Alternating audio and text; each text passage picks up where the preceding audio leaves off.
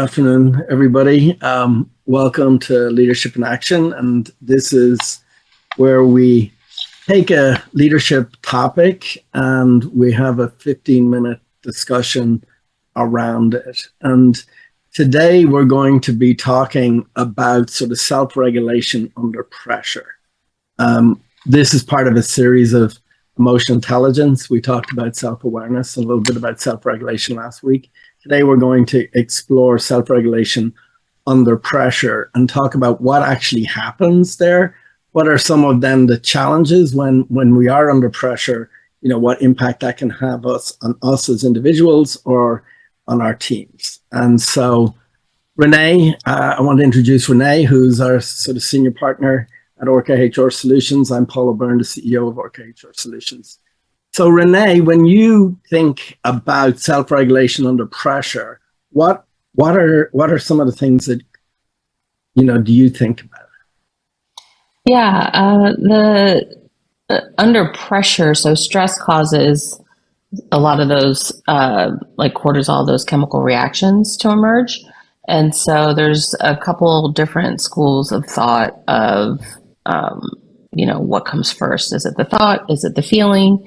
And then both of us come from the somatic side that, there's something that happens.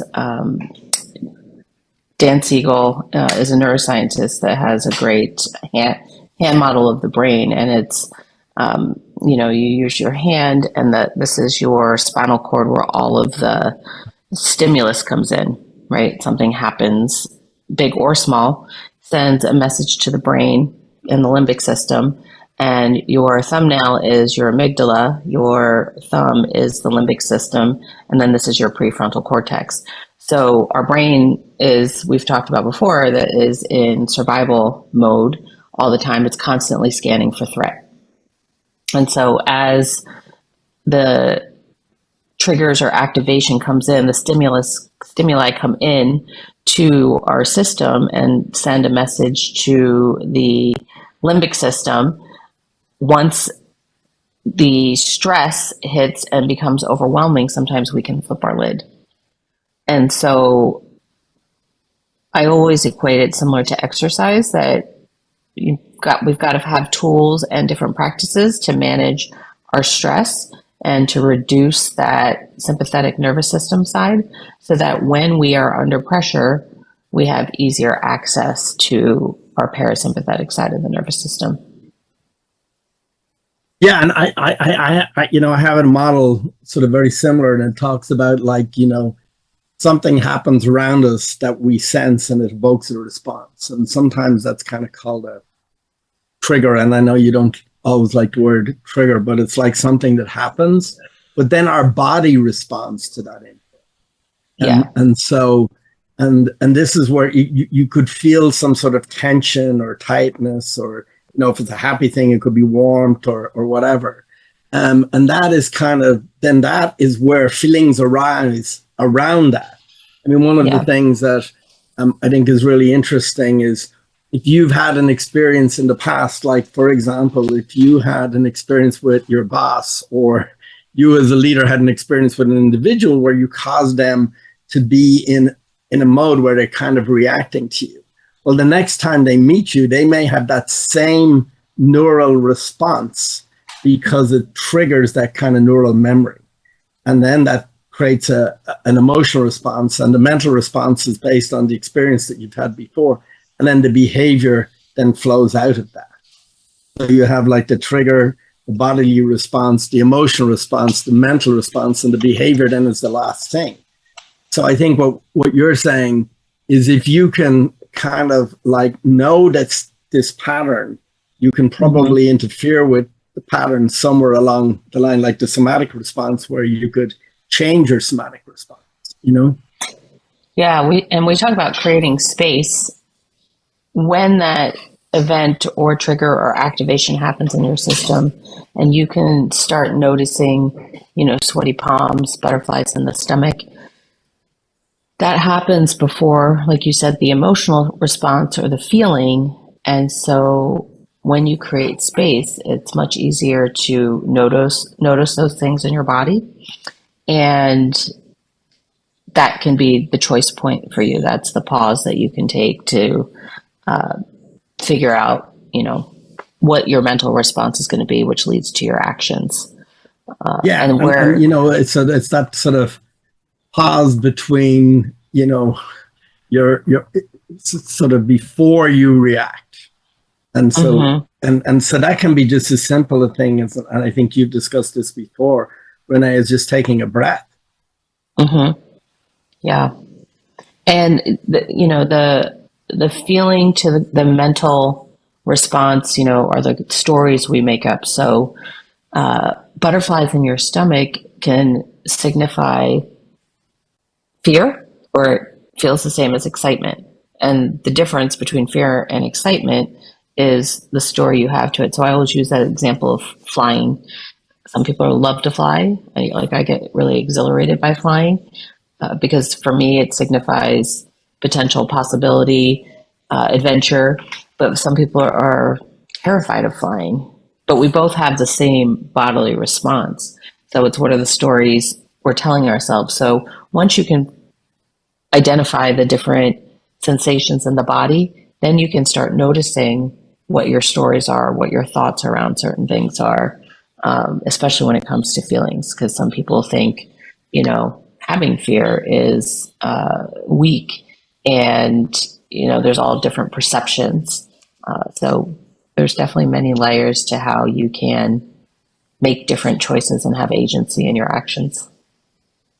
Yeah, and like one of the challenges of this is that if you are under stress and you do get sort of triggered by the things, it is going to amplify particular blind spots you have. Or you may even overdo a particular behavior that could be a potential strength, and then that strength can become, then when it's overdone, it means that it's now becoming almost like a weakness if you don't pay attention to it.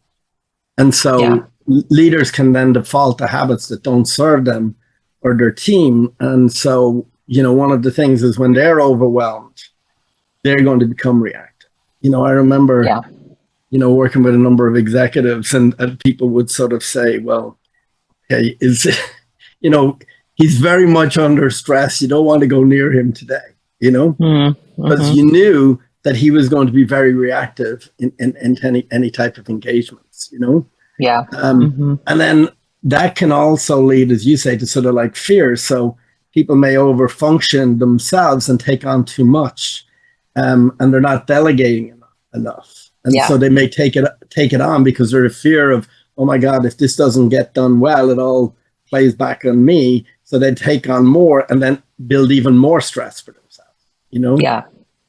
And so I think, control, fear is the underlying emotion when people are controlling or micromanaging. There's some kind of fear that is underlying that. And so when you say there's a fear, and is that fear then based on the sort of the stories you've told yourself? It's both the stories that you tell yourself and, the different experiences. Like you mentioned earlier about, we have, it's like touching the stove, right? We have an event happen. We have a certain reaction to it. And then sometimes that becomes pervasive and it's the same reaction we have every time. It really depends on both our experiences we've had in the past and, how you were raised, different events. There's several things that go into that. And that's why, when the first step in the 4A's is self-awareness, because once we become aware of that, then we can start, once we become aware of the different responses that we're having and the different stories and the different feelings, then that taps into our belief systems. And oftentimes, depending on the way we're raised, we come in to a situation with a particular lens on life, but a lot of it is conditioned because we haven't stopped and been intentional about it. So the 4A's are really helpful around self-awareness, becoming aware of it so you can take a different action. Well, one of the challenges is because of these stories, then we will sometimes look for information just to validate our story. And Cognitive bias. Yeah, exactly. But our perception then can be incredibly narrow because we only see things that relate to that as opposed to being able to open ourselves up. And so I think, the whole sort of, when you talked about, the model with the amygdala and sort of flipping the lid, when that happens, our whole perception is narrowed because we're looking for things, as you said, the cognitive bias. So how do you actually catch yourself in the moment, or can you catch yourself in the moment? Because sometimes you're reacting before you even know it. Yeah, I mean, there's a lot of different ways to approach it. On my path and journey in recognizing my own cognitive biases and reactions is my stress output, I guess you would say, is doing more and more and more and being in that hustle and grind mode. Part of that was to not feel or not have to deal, as I typically lean towards being more avoidant of things. And so slowing down, taking a breath, practicing different things that keep your nervous system regulated. That can be exercise for people. For me, nutrition plays a big part in it, like diet and exercise, nutrition, sleep plays a part in it. And so that level of awareness of yourself and how you respond to situations. So for super beginners, it's just beginning to note well, one, it's being aware that it's happening, because a lot of people, I think, in high performing or tech, really fast moving corporate environments or entrepreneurial endeavors or startups can just keep moving so fast. So it can be really difficult to just, it's super easy to say, take a breath, but in practicality, it's incredibly difficult. And so oftentimes we start noticing it in other people. So for really beginners that are super curious about this, if you start noticing it in other people, it's likely because you're doing it yourself as well. And so start with noticing, what are you noticing or saying or judging in other people?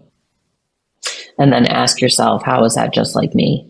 And start that, it's a self-discovery process.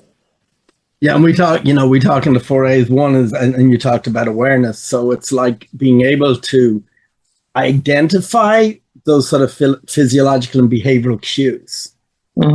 So as you said, if you experience something in your body, notice then that something is changing, Yeah.